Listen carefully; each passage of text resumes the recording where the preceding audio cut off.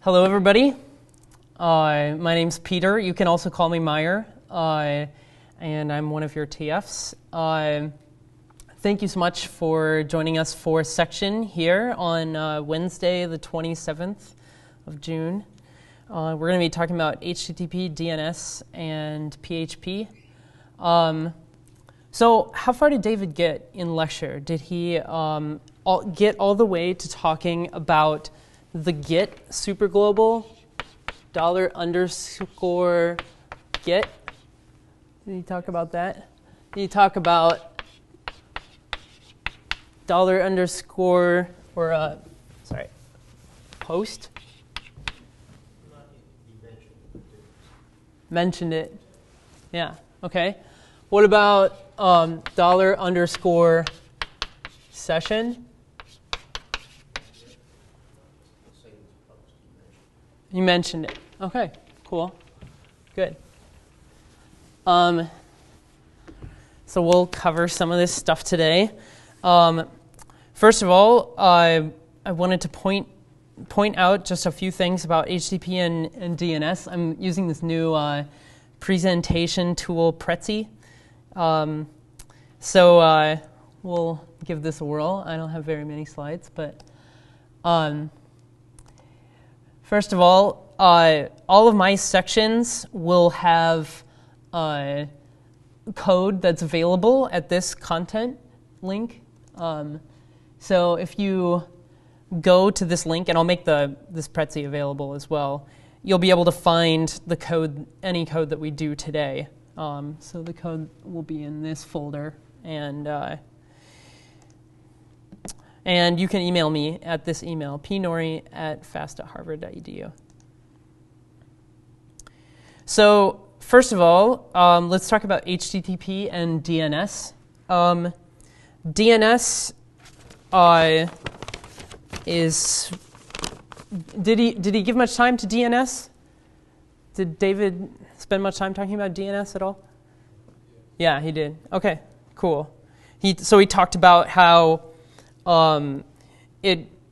every DNS request goes to your local ISP, and then if your local ISP doesn't know what the domain name for, or what the IP address is for a given domain name, then it goes to the root name server, all the way up to a .com name server for Prezi.com.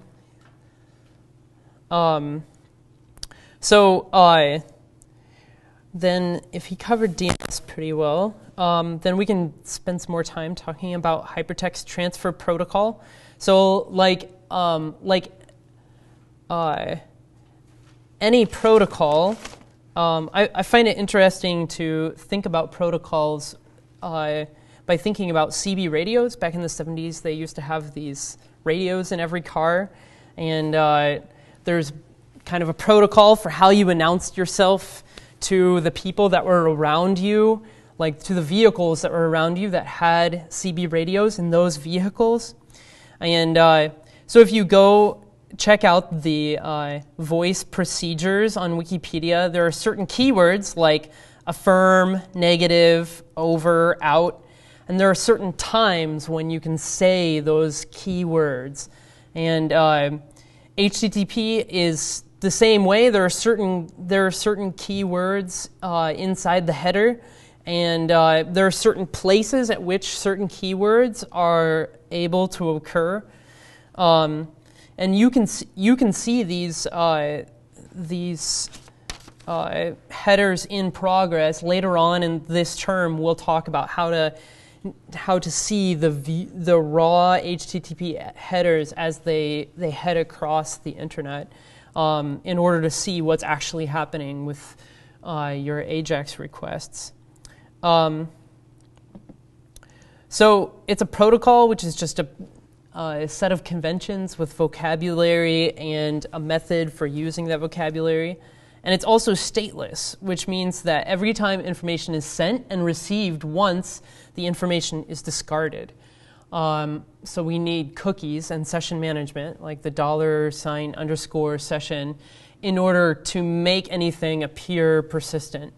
And what that means is that when you request a web page, like let's say you go to Netflix.com and you see your homepage on Netflix.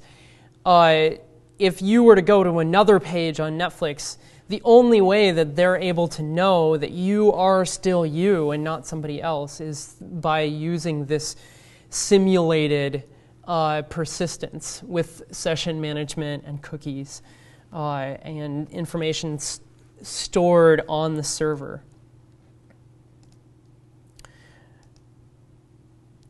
So the web page is created on the server by, it's initiated with a browser request. The browser sends an HTTP header that contains an address, like this one could be prezi.com / this big long address, and then all of these key value pairs. And then Apache finds the appropriate page to render, and once it's found the appropriate PHP file that's going to process when the URL actually is delivered, then it processes the PHP that's in that file, and that file returns HTML after interacting with one or more databases. This could be MySQL, it could be a CSV file, it could be XML that's stored on the server, it could be a flat file database. We'll deal with a lot of these different circumstances throughout the course. And then after processing the PHP, it returns the HTML back to the browser. So if you can think about Apache as being these kind of purplish pink things in here, that will actually clarify your mind as we try to debug our programs.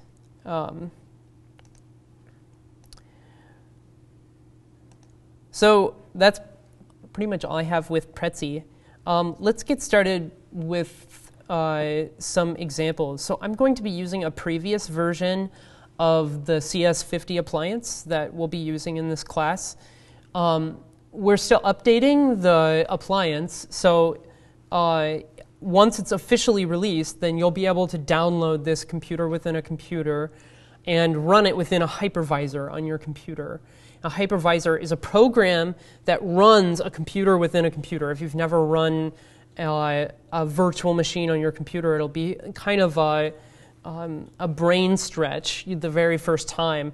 It's almost like a simulation of a CPU that's running its own operating system, and we've stored in a large file that's over 1 gigabyte in size a setup environment that includes a server and a development environment if you want to use Linux. And that's the environment that you'll be using. Yeah?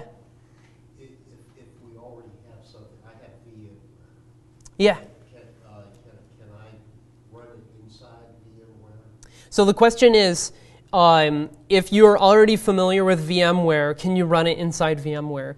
That's quite probably true. Previous versions did work in VMware. I think for Windows, the preferred method is actually to use VMware right now, so that'll probably work just fine.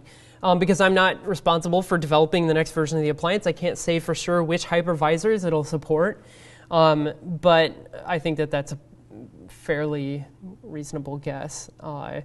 And they've deployed it onto multiple hypervisors in the past, to VirtualBox and to VMware. So you should be able to use whatever hypervisor you want, probably. So the appliance I have open right here. So inside this little box right here is a computer that's running inside my computer. And this is a computer that's running Fedora Linux. Fedora is a certain distribution of Linux. So if you're not familiar with Linux, it's an operating system just like Windows or Macintosh. And Linux, unlike Windows or Macintosh, has many different distributions. There are many different flavors to it. I guess in the same way that Windows Vista is a little bit different than Windows 7, Linux Fedora is a little bit different than Linux Ubuntu. So there are different flavors for each version of Linux. So the key right here is this IP address, which has been already configured for us, 192.168.119.128. And if we open up a terminal here, in this class, you'll probably become pretty familiar with terminal applications if you're not already. And right now, we're in a Linux environment. So if we type ls, it lists the contents of the directory. And right now, we are in, if I do pwd, that stands for print working directory, you can see I'm in the folder jharvard, which is inside the folder home. And so when I did ls up at the top, that listed the current files and folders that are inside the folder jharvard that's inside home.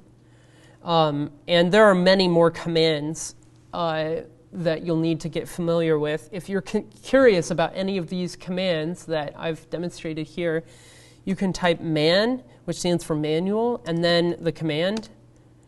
And then you get a long help page that tells you all of the switches that can tell you more information than the default version of the command. So for example, this one right here, ls-a, that does not ignore entries starting with the dot, which is a shortcut for this current directory. So if I do ls-a, then I see all the dot files. Another one that'll be really useful in this class is ls-l, which gives you the long listing for the directory. And in this case, it gives you, over here at the left, the permissions of the file and the owner and the group and the size and the last modification date and the name. The permissions will become really important when you try to debug which the permissions, which are over here, will become really important when you try to debug what pages do and don't show up. So normally, when you open your appliance, it will probably not have a public HTML directory. You will have to create the directory, and the way that you create the directory is by typing mkdir. I'm going to create a temporary directory right now, temp, and if I type ls-la, then or ls-l, then now you can see there's a folder, the temp folder, that I just created, and it has these permissions, which are different than the public HTML permissions. And we'll deal more with permissions in another section once you already have the appliance and have played around with this. But in general, there's a mnemonic that you'll want to commit to memory, which is that the number 4 stands for read permissions, and 2 stands for write, and 1 stands for execute. So the permissions that you have or that you can assign are the sum of all the permissions that you want. So for example, if I wanted to change the permissions on the temp directory so that there are 3 relevant people that can interact with this directory. There's the user, which comes first, the RWX. Then there's the group, which is the middle RWX, and then there's everyone, like the permissions for every person that could encounter this folder, which is the last triple of RWX. So whenever you indicate permissions, you indicate 3 numbers, which is a number, each of which is a number between 1 and 7. And for example, if I wanted the temp directory to have the same permissions as the public HTML directory, I'd want it to have 755. Because you can see the public HTML directory has read, write, execute for the first bit, which is 4 plus 2 plus 1. And then for the middle and the last users, for the group and for everyone, it has, well, I guess for that one, the group has execute and read permissions. So that would actually only be 6. And then for the last one, or no, it has read and execute. So that's, yeah. So read plus execute is 5. So there's read and execute on the group, which is the middle one, and on the final bit, which is for everyone. So if I were to change the permissions on the temp directory with the chmod command, chmod 755 temp, then now temp has the same permissions as public HTML. So the reason why this is important is that when you go to this IP address, 192.168.119.128 / and then the username, which is jharvard, you are taken directly into the public HTML folder. CD stands for change directory. So I just change directory into the public HTML folder. And here you can see the S75 sections folder, which is just like what you see here. So if I were to move the temporary directory I just created to this directory, now you can see there's S75 sections and temp. And if I were to refresh this page, now I see the temp directory. And because I assigned it the same permissions, I should be able to go into it. And I don't have anything in there currently. So if you remember back to this image right here,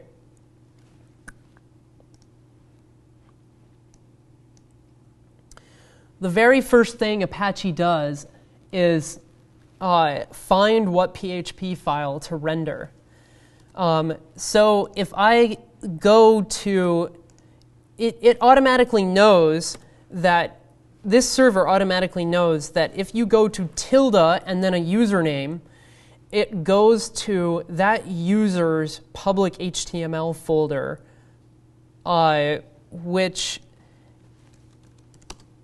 is at this address, home jharvard public HTML. So that's what Apache does in order to map the tilde jharvard to the public HTML folder. And from then on, it just goes inside the folders the way that you tell it to. So if I go inside temp and go inside temp, if I create an index.php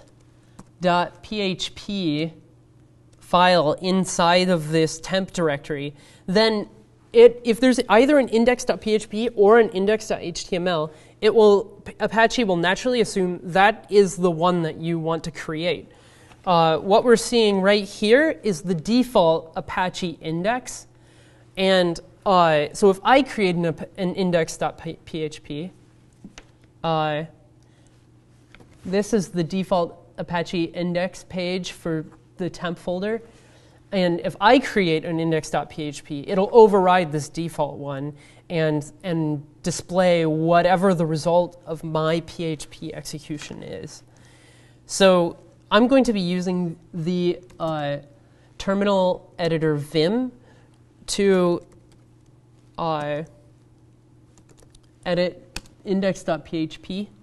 And we'll just, I'm sure that David did a little bit of this in his class as well.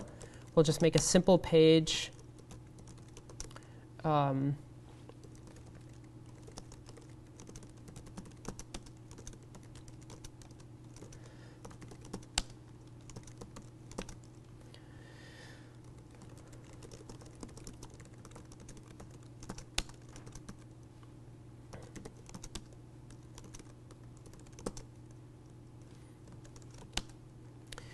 So now, if I refresh this page, it actually shows me the result of executing this PHP file.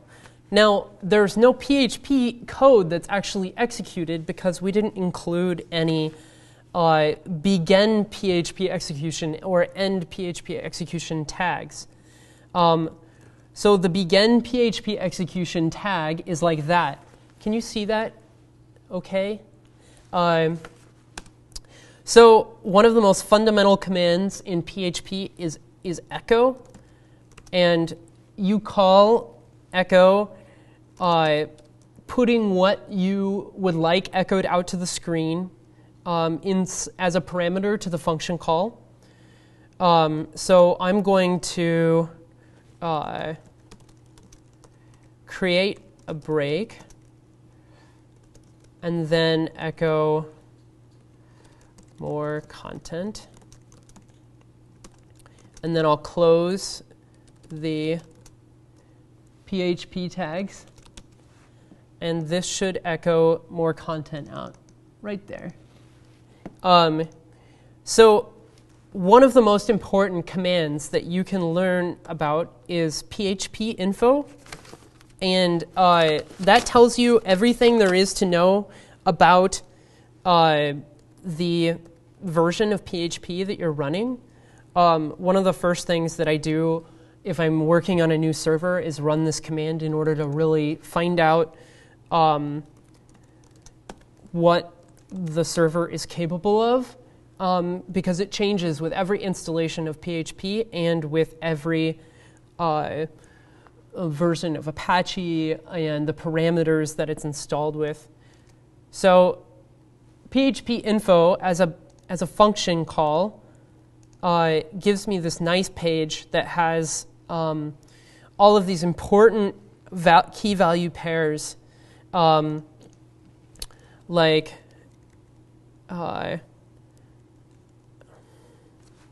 display errors is on. Error reporting. Now this gives us a rather confusing integer for error reporting, but we can find out what that is if we were really determined to. It's easier to set error reporting than it is to read it through this page. So if you're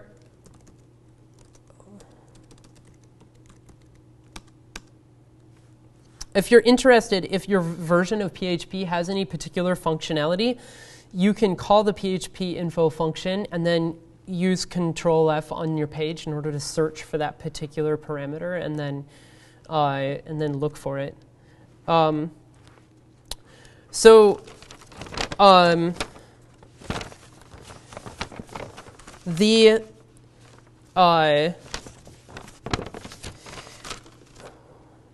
With variable names in PHP, there are lots of things that are valid.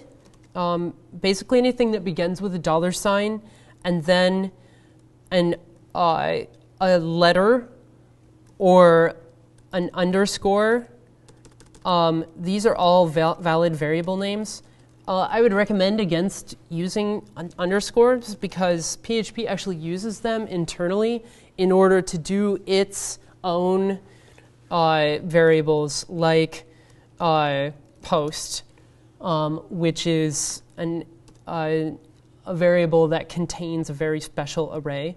Did David talk about arrays at all in this last? So one really clever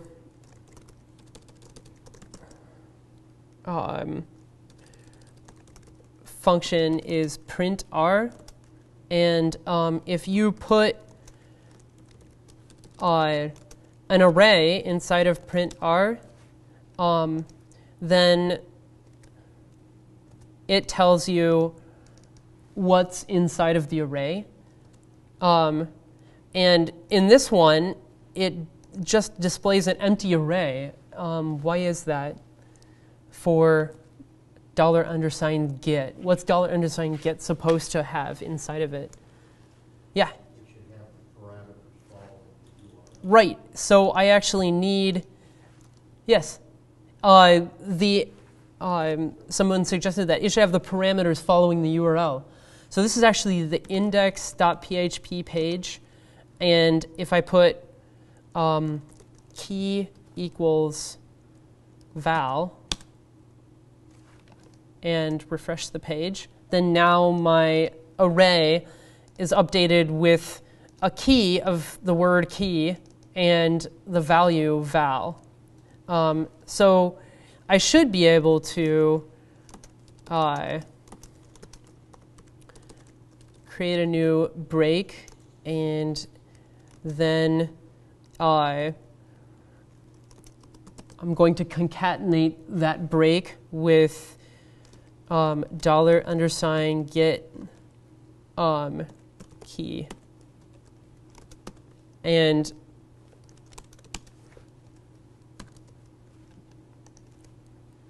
then because val is stored inside the key, then it's printed out right there and concatenated to a break. So in order to get beyond get and post, which contain the information that Apache receives inside of the request, we need to incorporate sessions. And so the key to doing sessions is to, at the very beginning, before you echo out any content, you have to make sure that you call session_start. And this actually makes it possible for you to use any of the key value pairs that you will then store inside the session variable. So the session variable is $_session, and I can store anything in a key value pair here. Arrays in PHP let you store numbers or strings or even other arrays in them, so you can have nested arrays. So you can use the session variable to literally store arrays of arrays of arrays in order to contain hierarchical information, if that's what you want to do. So I'll store first name inside, I'll use my name, Peter. And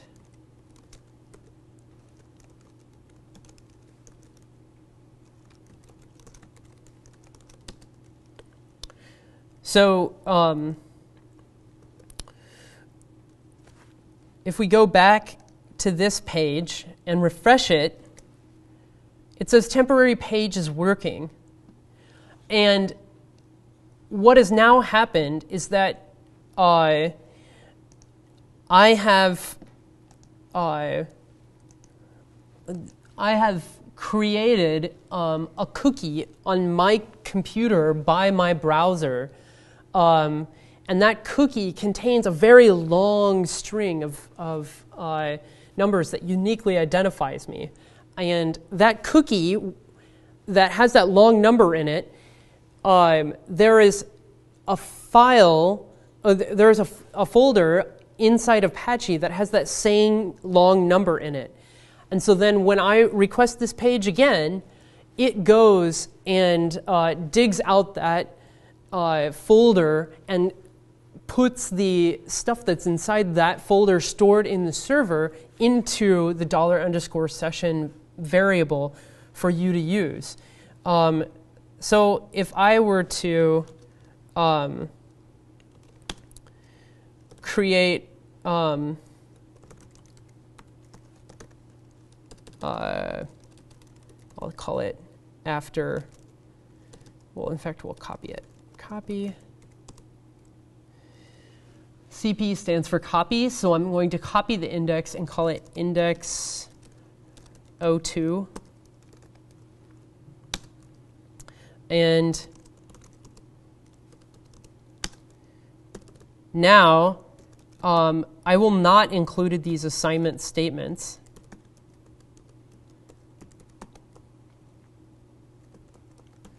But I will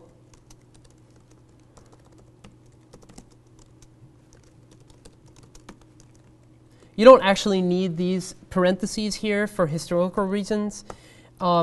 These days, everything in PHP is done in an object-oriented and function-oriented way, but traditionally, you actually can just do this.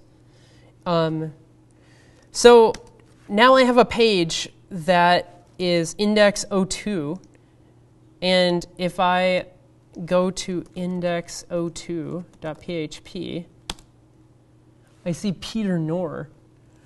And even though there's no assignment statement on this page, and the reason why is that in index.php, I stored those variables in this session folder. This one's called first name, this one's called last name. And when you call session start, when you visit this page, index.php, it creates a cookie on your computer created by your browser. And that cookie is just a little file that has a long number in it. And at the very same time, it creates a folder on the server. Here in Fedora, Apache does this. And it has that same number in it. So then when I visit index 02, it sends the cookie that was created on my computer to the server, and it has that number in it, so Apache knows that it can look up inside that directory and retrieve the information that was stored in a previous session. Yeah? If you had had a command like session in at the end of index.php, would it still have reported? Or is there such a command? So the question was, if you were to call a command to end the session before the variables were stored, then would this retrieval be possible? After the variables were stored, but before you ran index 02. Yeah.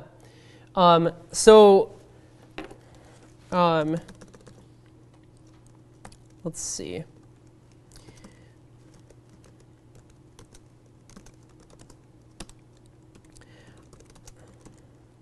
I don't even think that that is a command. What you can do is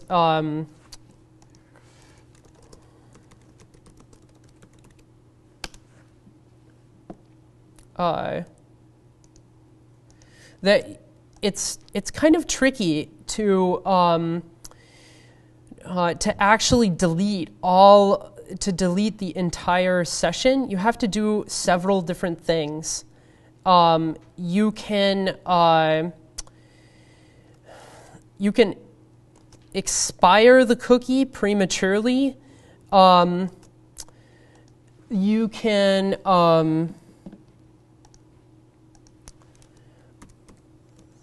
let's see. I'll actually have to get. I can't remember the syntax right now. I'll have to get back to you with that comment. It is essential that you be able to do that. Otherwise, you wouldn't be able to log someone out. Right now, if I visit this page, it will always say the name that was stored there unless I go into a separate cookie space. And this is where Chrome is especially efficient for developing, because if you press Control-Shift-N, you can instantly get into a fresh cookie space. And if I go to the same web page, you can see it says undefined index first name in index 02 on line 11. So what we're seeing here are notices. And you can see that the default error level in PHP is set up to actually tell you about the notices. This is something you wouldn't want in production environments, obviously, because it would expose your server to vulnerabilities. And you can control the error reporting, but because we're in a different cookie space here, then you're not, this is what you would see once you call that special command.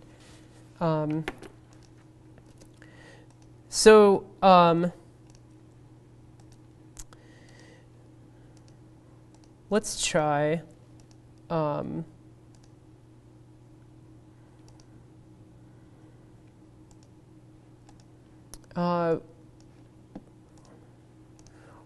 one thing that you can do is you can create a form, and here in index.php, the first one, if we create a form and action equals index02.php, and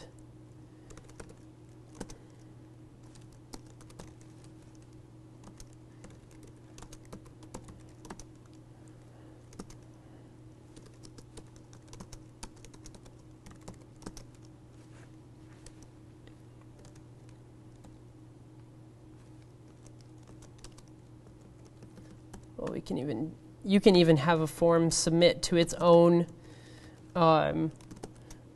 to the actual page itself, or I believe you can even leave it blank, and it'll submit it to this one as well.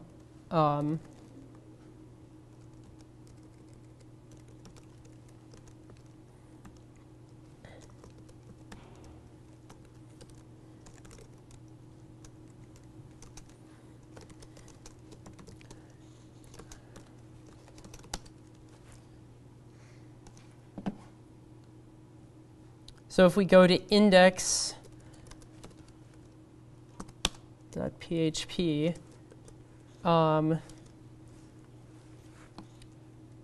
we should create some labels here.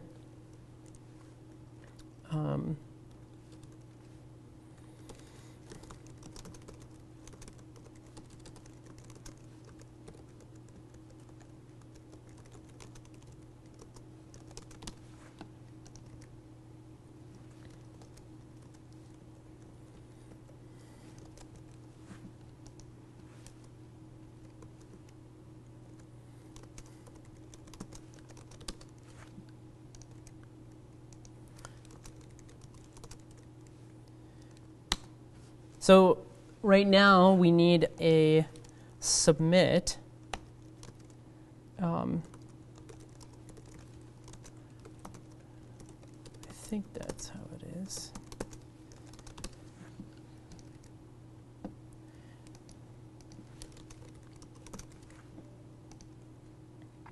So what I've just done is submitted the first name and last name form elements to the get parameter and then printed out the get parameter. So this page is actually ran twice. The very first time,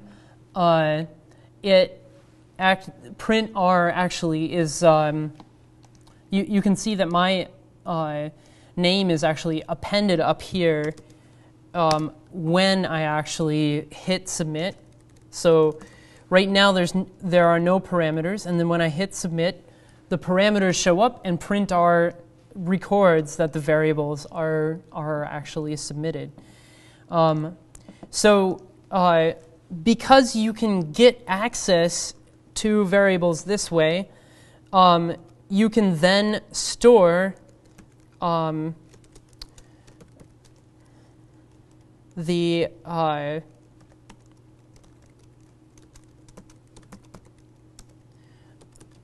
value of getting it from the get superglobal.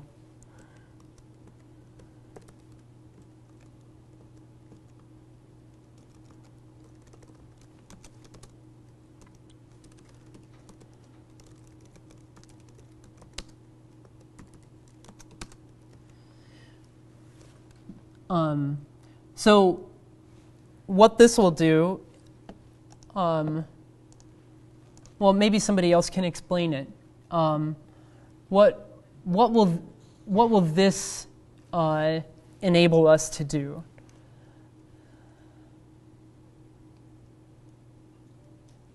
Yeah.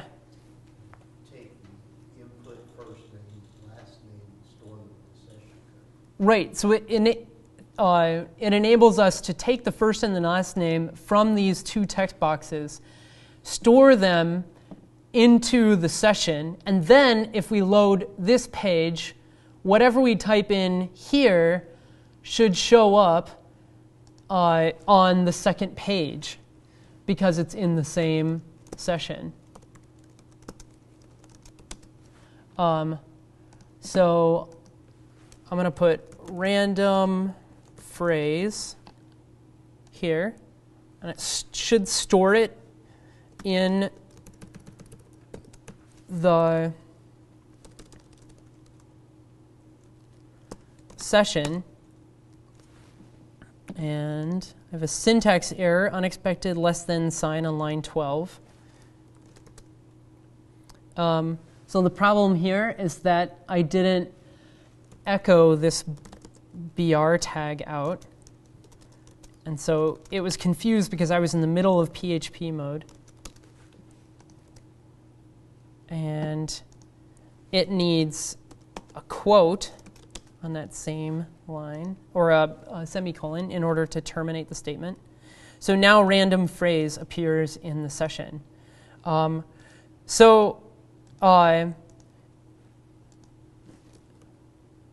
This gives you an example of how you can take input from the user, store it into the session, and then retrieve that later. And because each cookie has an expiration date, you can store how long that's stored on the server. You can have it store a month, you can have it store a year, you can have it store for 10 years. Ultimately, though, it's up to the user how long that cookie is on their computer. It's possible for them to delete that cookie, and then that information would not be stored persistently, which is why we have to log in periodically to some services. And because you can store arrays inside of arrays, you could even have a person key inside of session. And then in each person could be an array where there's a key, first name and last name. and where, or maybe the session key could be people, and then you could have actually store a bunch of people. You can store a lot of things into session. It's actually just limited by the file size. The memory is limited to the file size of the computer that's running it. I think that pretty much illustrates it. In order to use post, then you would, I think is it type equals post? Is it method? Yeah, method. So if we do post, then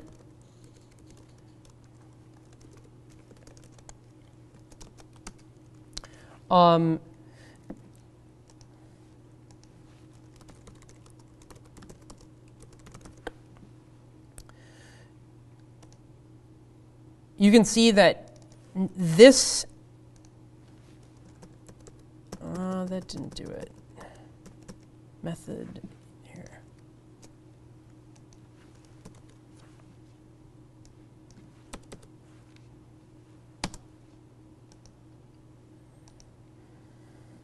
So what you should do whenever you're using these, whenever you're referencing something that could be coming in from the outside world, you need to use isSet in order to see if it is set. Either that, or use the @ symbol in order to indicate that you want the errors to be suppressed if that key is not there.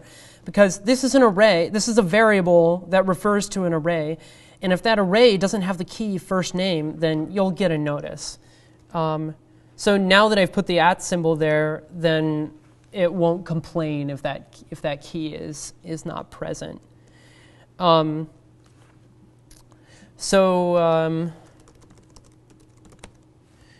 In Chrome, I don't think you can pause in the middle of post, but I'm sure David showed last time that you can view the different requests that have been done by the page. And when you're using JavaScript in order to in order to retrieve information from the server, you can press record and then have JavaScript do some executions, and each request will appear right here. So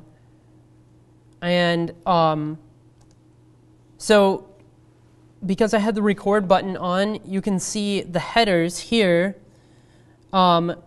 There's form data where first name is random and last name is string. And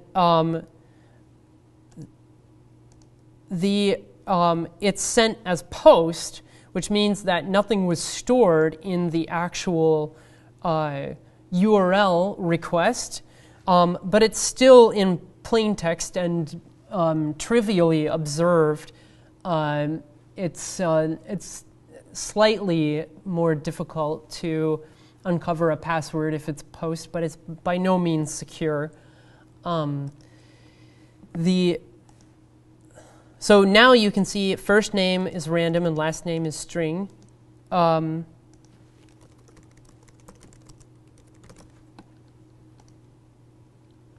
And now first name is another random and last name is string. And even if I go to index 01 or index 02, then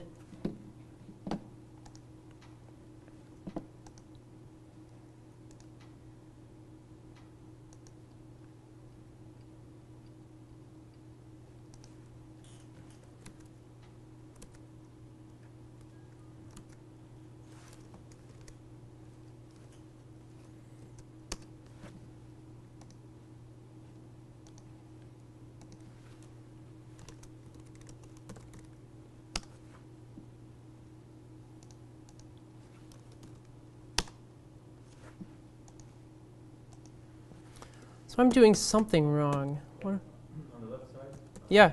Were you suppressing the errors? Just to be underscore post. Oh, yeah. So here, instead of underscore get, it should be underscore post because it's no longer retrieving it through the URL. So if I go back and submit that, and then go to index02.php, then now my name appears. So I think that covers most of these things, except for how to manually create, how to manually delete the cookie. You could try session underscore destroy. Yeah, that will. Destroy the session. Does that do everything? Yeah, that destroys the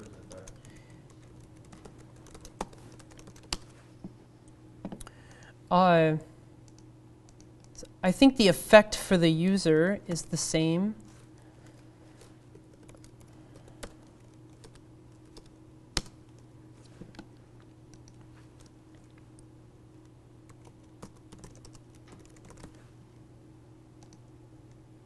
So now if we go to index 02, then these are undefined. So for the user, session destroy called at the end or called anywhere destroys the availability of the number. Do you know if that actually destroys the actual information on the? I think it destroys it. Yeah. But I have to look at that. The cookie, I'm not sure if session destroy actually expires the cookie for the user, but yeah, so this should log the user out. If we wanted to do a password, you can do, I think it's type equals password.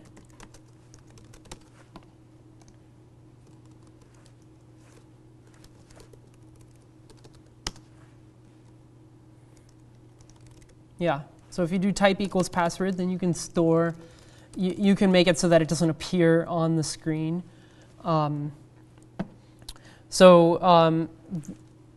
That's at least how you could implement some primitive password functionality using session. What we could do is put at the top of this page password, it's like a secret password equals trust no one.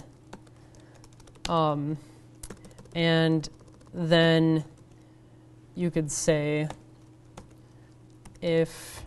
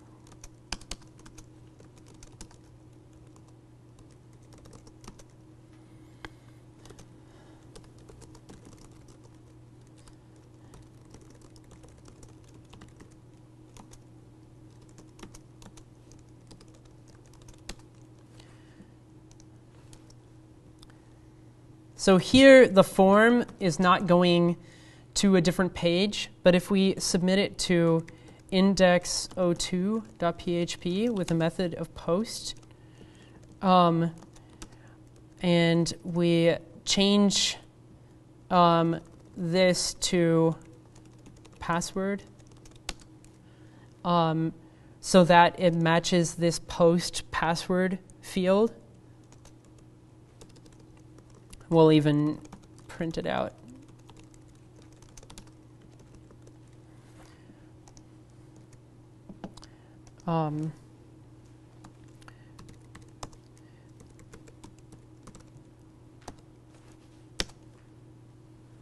So here I got in because I used the trust_no_1 password. But if I use a different password, and here maybe this will be easier to see, if I delete that type.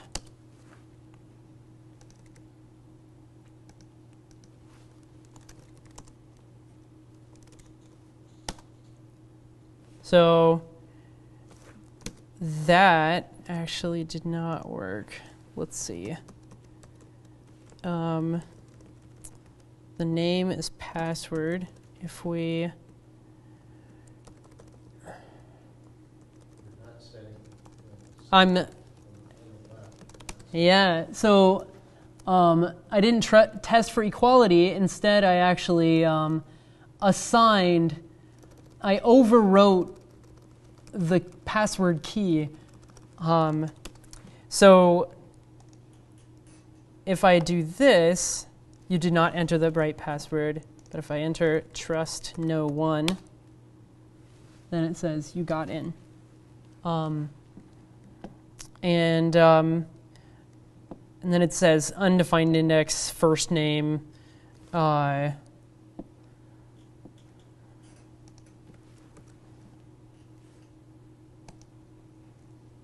sure why it says undefined index, first name. Oops. Oh yeah, because it's in the session. If I actually said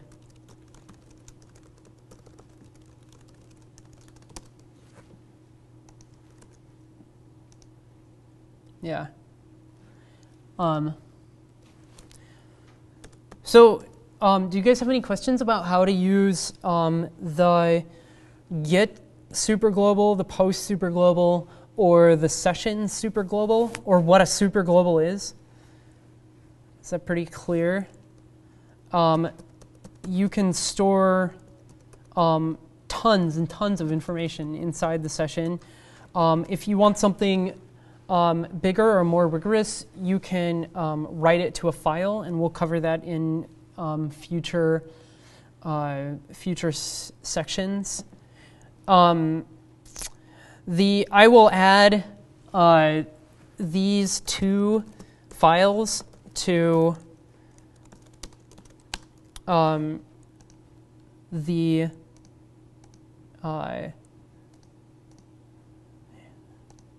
to this GitHub page, and you will be able, Git is pre-installed on the appliance, so when you get the appliance, you'll be able to run these examples right in your own appliance and use the same URLs I have in class.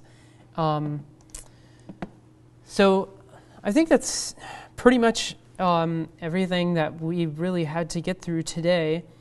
You may encounter one issue when you start playing with this, which is the permissions issue. If I were to create, let's say I wanted to create another directory.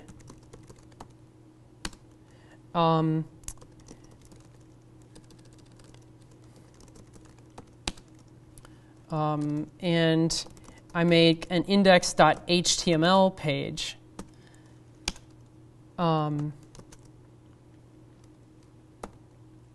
Let's just see if this works.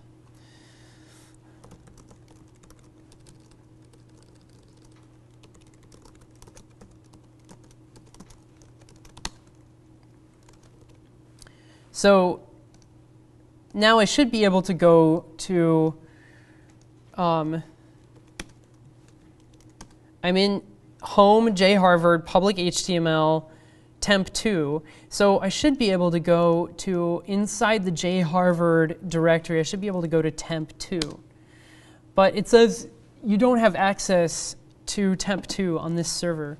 So the first thing you want to do is do ls-l and make sure that the permissions are right.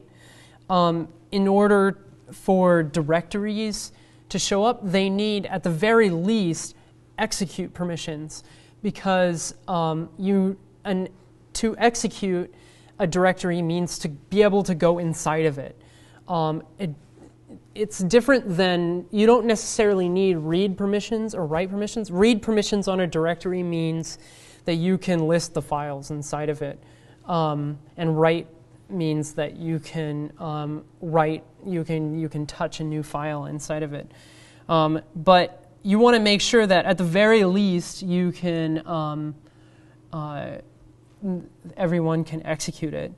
So if you in general, 755 will be fine for directories.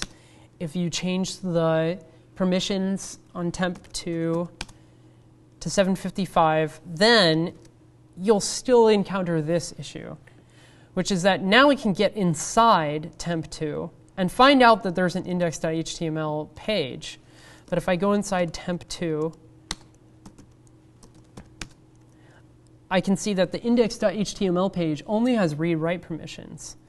Now, if I do ls-l on the temp directory that we were working in, I can see index.php and index02.php only had read-write permissions. So why is it that I can enter these and execute them just fine, but not this one? Does anyone have an idea? So what's happening here is that Apache, if you go back to this